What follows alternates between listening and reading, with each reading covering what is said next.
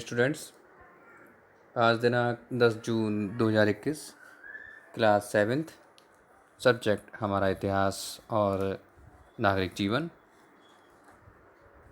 फिर बच्चों, हमारा लेसन नंबर 3 चल रहा है, जिसका नाम है सल्तनत का विस्तार, खिलजी वंश 1290 ईस्वी से लेकर 1320 ईस्वी तक। इस लेसन को जब हम लोगों ने स्टडी किया तो बच्चों हम लोगों ने कई सारे बिंदुओं पर चर्चा करी थी, जिन पे हम एक बार अभ्यास में इनको ले आते हैं, उन बिंदुओं को। सबसे पहले बात होती है जलालुद्दीन फिरोज खिलजी की। 1290 ईस्वी में दिल्ली सल्तनत पे गद्दी पे बैठा और 1296 ईस्वी में इसकी हत्या हो गई, और इसकी हत्या उसके भतीजे ने यानी अलाउद्दीन खिलजी द्वारा की गई। जलालुद्दीन की मृत्यु के बाद अलाउद्दीन खिलजी सिंहासन पर बैठा। अब कौन सा सिंहासन पर बैठा आपको पता है, दिल्ली सल्तनत पर। देखिए, दिल्ली मुख्य केंद्र थी। हम लोग बार बार जब बात करते हैं दिल्ली सल्तनत, तो पहले अगर बात करें तो दिल्ली ही जो था वो मुख्य केंद्र था। उसके बाद जब अंग्रेज आए, ये बात चल रही है 1296 और 1200 ऐसा करके, समझ रहे हैं मत को आप। और अंग्रेज़ों का जो समय रहा है वो 1800 के लगभग रहा है, 1700 से लेकर और 1947 तक उसमें अंग्रेज़ों का शासन रहा। तो इस बीच अगर हम केवल अंग्रेज़ों को देखें, उससे पहले भी जो है दिल्ली को मुख्य केंद्र माना गया, जबकि अंग्रेज़ों ने कलकत्ता को बनाया था।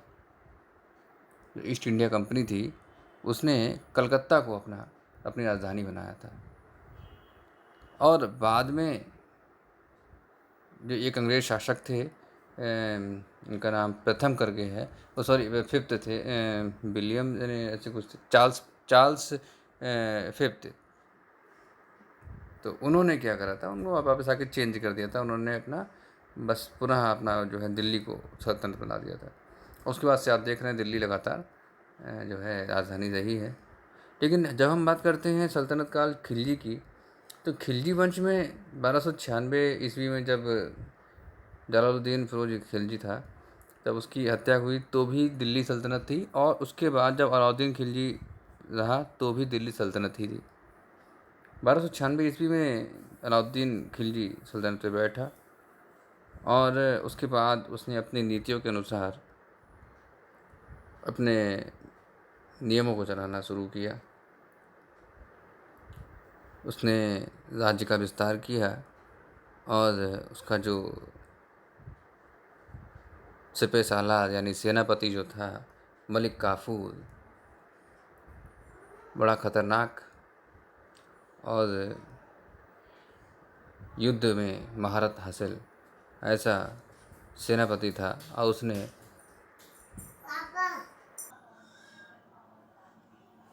और इसके अलावा आप देख रहे हैं कि सैनिक सुधार कितना अच्छा था। उसने इतनी बड़ी सेना का गठन किया, और इसी सेना के बल पे उसने कई राज्यों को जीता। सोचिए, अफ़गानिस्तान से लेकर और भारत के समस्त राज्य पे, कुछ क्षेत्रों को छोड़ के समस्त राज्य पे उसने अपना जो है साम्राज्य स्थापित किया। दक्षिण भारत तक मलिक काफूर के बारे में हम बात करें तो इतना खतरनाक कि उसने दक्षिण भारत तक जो है अलाउद्दीन खिलजी का परचम लहराया। और मलिक काफूर की जब बात की जाती है तो माना जाता है वो उसका सबसे खास व्यक्ति था, जिसे अलाउद्दीन सबसे ज़्यादा अपने नज़दीक रखता था। अलाउद्दीन खिलजी के बारे में जब हम बात करते हैं बाजार नियंत्रण पे, तो उसकी बाजार व्यवस्था को भी उसने जो है चार चांद लगाए।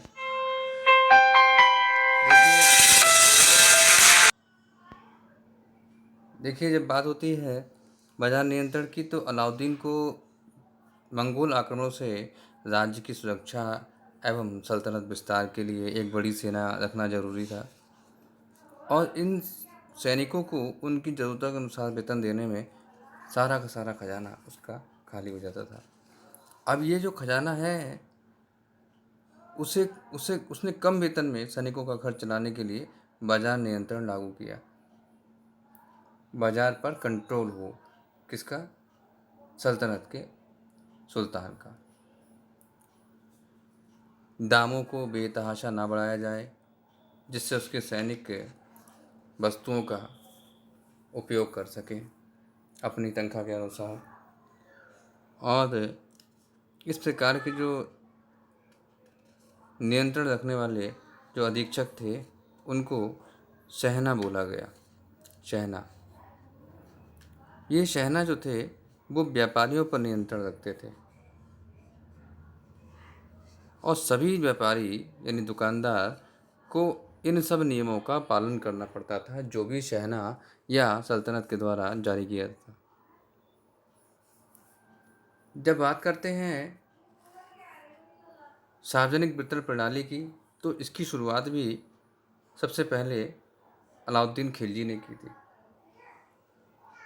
उसने जो गोदामों में जो अनाज रखा जाता था उसका उपयोग जनता की यानी कि जो प्रजा है उसकी समस्या होने पर, मतलब कोई अकाल आ गया, बाढ़ आ गई, कोई इस प्रकार का कोई आपदा आने पर सार्वजनिक वितरण प्रणाली की शुरुआत करी जिसमें सभी लोगों को अनाज बांटा जाता था जो भी गोदामों में रखा रहता था।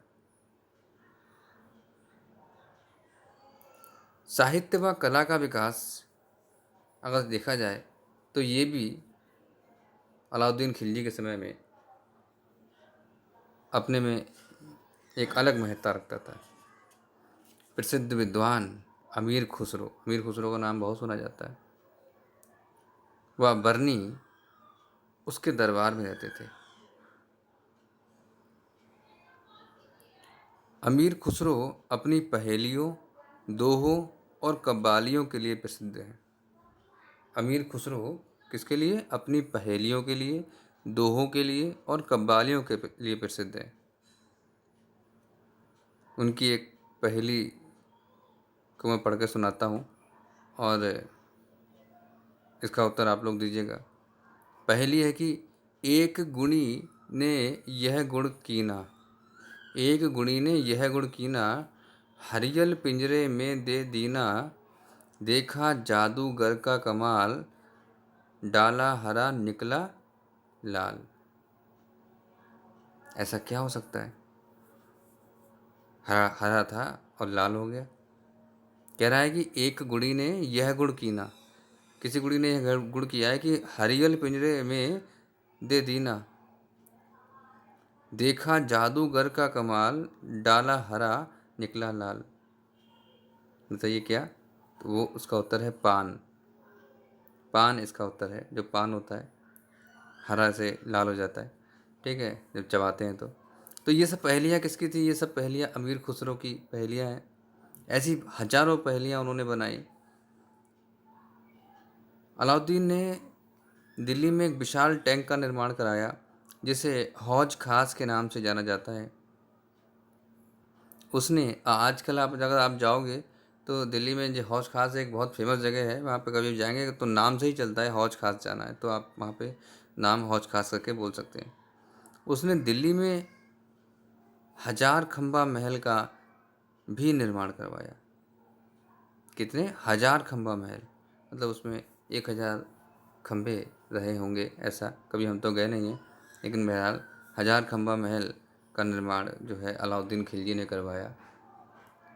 उसके बाद अलाउद्दीन खिलजी ने दिल्ली में कुतुब मीनार के निकट कुतुबुल इस्लाम मस्जिद के एक द्वार के रूप में अलाई दरवाज़ा बनवाया। कौन सी है? कुतुबुल,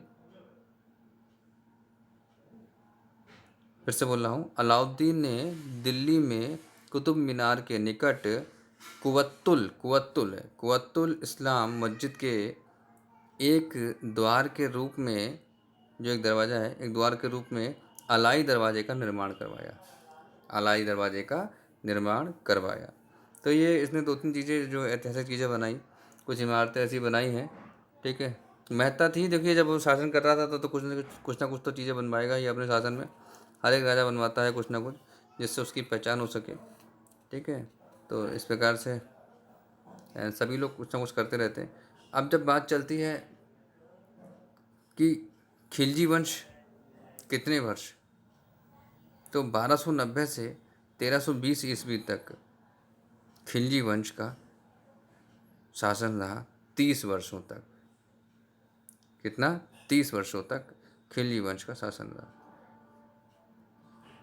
इसमें सबसे पहले जलालुद्दीन खिलजी, उसके बाद पूरा नाम था इसका जलालुद्दीन फिरोज खिलजी। 1290 से 1296 ईस्वी 6 वर्ष का ये रहा। उसके बाद अलाउद्दीन खिलजी गद्दी पे बैठा 1296 से 1316 ईस्वी में। 1296 से 1316 ईस्वी 20 साल तक इसने शासन किया। उसके बाद मुबारक शाह खिलजी वंश का अंतिम शासक था। 1316 से 1320 ईस्वी तक 4 वर्ष इसका शासन रहा।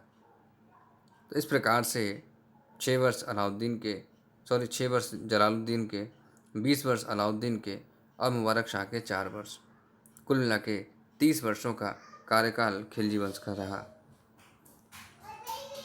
तो आज की श्रृंखला में इतना ही बच्चों। आगे अगली वीडियो में हम लोग इतना ही, और नेक्स्ट वीडियो में इनके प्रश्नों की श्रृंखला भी आएगी, संबंधित प्रश्नों की श्रृंखला आएगी। परंतु आज के लिए इतना ही, ठीक है। आप लोग इसको रीड करेंगे और समझेंगे, ठीक है। आज प्रश्नोत्तर नहीं होंगे, आज केवल आप उसको समझिए लेसन को, और इन बिंदुओं पर ध्यान दीजिए। जब भी इससे संबंधित प्रश्न आपसे पूछे जाएंगे तो उसके आप उत्तर दे सकते हैं, ठीक है। ठीक है, धन्यवाद।